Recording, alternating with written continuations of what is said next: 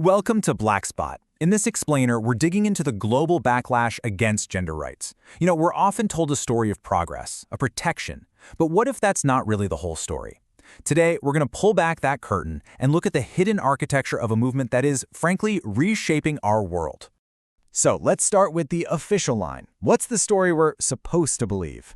Well, here you have a UK government assessment of India. It says the risk of serious harm for LGBTQ+ people is, and I quote, unlikely.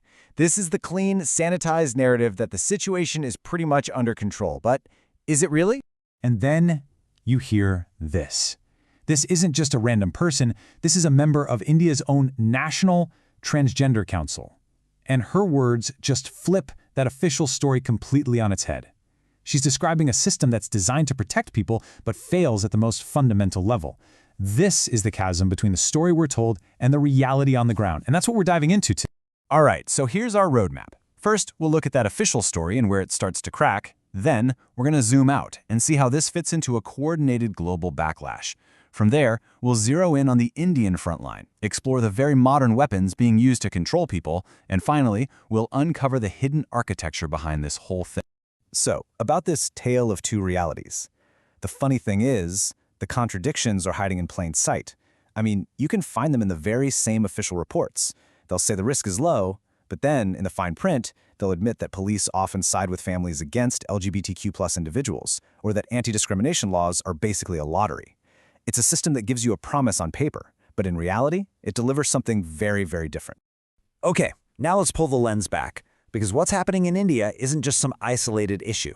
Nope, it's one piece of a much, much larger puzzle. What we're seeing across the globe is a deliberate, internationally connected pushback against the rights of women and LGBTQ+ people. This is not a coincidence, it is a pattern. And this timeline, wow, it just lays out the speed and the scale of it all. I mean, look at this. In Georgia, gender quotas, gone. The U.S. yanks funding for key UN organizations. Peru makes it harder for civil society to provide legal help. Then Georgia goes even further, trying to literally erase the word gender from its laws. It's a full-court press happening all over the world. So what is this thing? Well, it has a name, the anti-gender movement. And it's really important to understand that this isn't some organic grassroots reaction. It's a well-funded transnational political project. They use these nice-sounding phrases like family values and tradition as a kind of Trojan horse to roll back rights. And one of their main weapons? Disinformation campaigns online, designed to make their regressive ideas seem mainstream. All right, with that global context, let's bring it back to the frontline in India. This is where that global movement collides with a really powerful local ideology. It's where all the theory becomes a pretty brutal reality, and it gives us a chilling look at how this machinery actually works on the ground. So, the engine driving this in India is an ideology called Hindutva. It is absolutely crucial to understand that this is a political ideology, not just a religious one. The end goal is to create a Hindu nation, a Rashtra, by fundamentally redefining what it means to be Indian. And in this vision of the nation, anyone who doesn't fit neatly into that box, especially religious minorities, gets pushed to the absolute margins. So what does that actually look like in day-to-day life? Well, it looks like so-called anti-Romeo squads acting as moral police in public, deciding who can love whom. It sounds like the love jihad conspiracy theory, a completely false narrative used to justify spying on and harassing couples from different religions, often coordinated through WhatsApp groups. It's all about control and intimidation. And this is the human cost. Just listen to what Ravi says here after being harassed simply for being in a relationship with a Muslim man. Think about that. Her private relationship was twisted into an act of being anti-national. This is how a political ideology reaches into people's personal lives and, frankly, terrorizes them. Now, this campaign of control isn't just happening on the streets. You can think of it as a two-front war.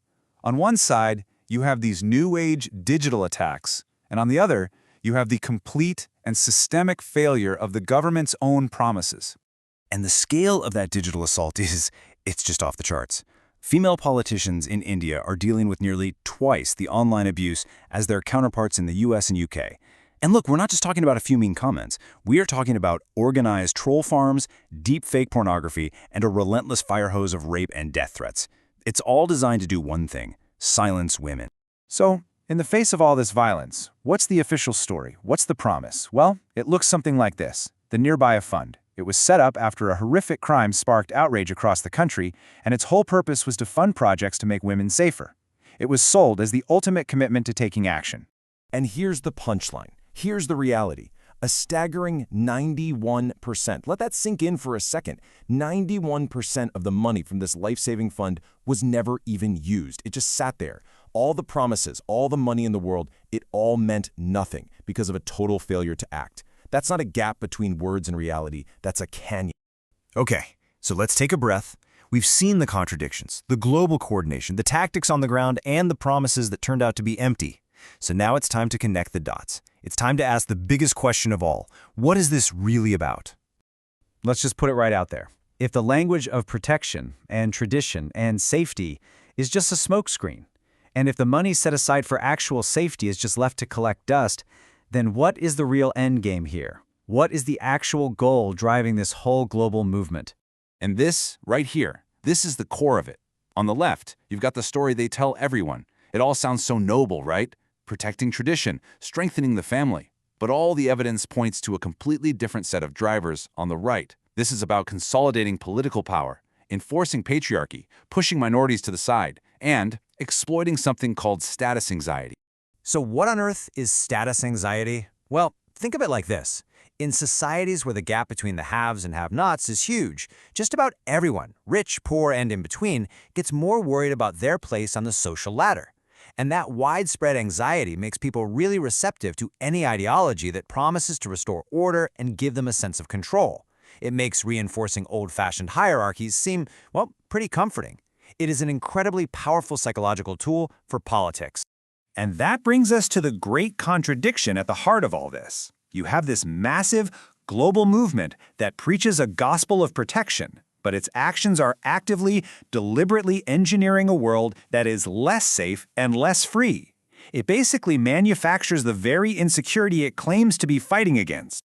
So I want to leave you with this final thought.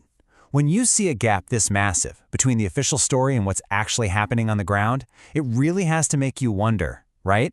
Where else is this happening? What other official stories about protection or safety or progress should we all be looking at with a much more critical eye? If you found this deep dive valuable, do us a huge favor and hit that like button and subscribe to Black Spot. It genuinely helps us make more investigations just like this one. Thanks so much for watching.